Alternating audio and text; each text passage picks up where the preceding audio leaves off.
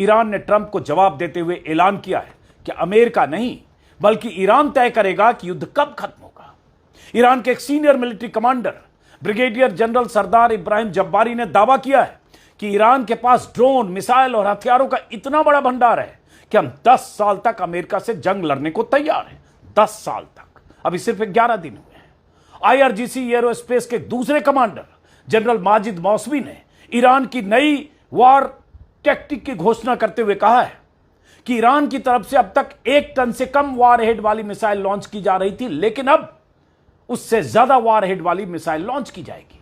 General ने यह भी दावा किया कि ईरान की तरफ से जवाबी हमले में मिसाइलों की लॉन्चिंग की फ्रीक्वेंसी पहले से ज्यादा होगी और इन मिसाइलों का दायरा और उनकी मारक दूरी भी पहले से ज्यादा होगी।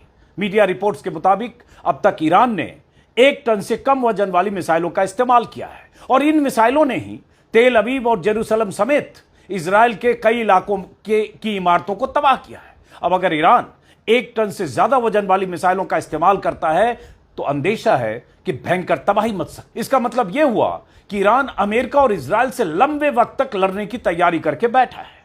नए सुप्रीम लीडर के तौर पर अयतुल्लाह खामेनेई के बेटे मुज्तबा खामेनेई की ताजपोशी के बाद अब ईरान और ज्यादा आक्रामक तेवरों से जवाबी हमले कर सकता है। ईरान लगातार अपनी मिसाइलों से ट्रंप की धमकियों की धज्जियां उड़ा रहा है। ईरान में नए सुप्रीम लीडर चुने जाने के बाद से अब तक लगातार वेस्ट एशिया के अमेरिकी बेस से लेकर इजराइल तक पर मिसाइलें दागी जा रही है। ईरान वेस्ट एशिया के करीब 1 दर्जन देशों में मौजूद अमेरिकी सैन्य ठिकानों पर लगातार मिसाइलें और ड्रोन से हमले कर रहा है।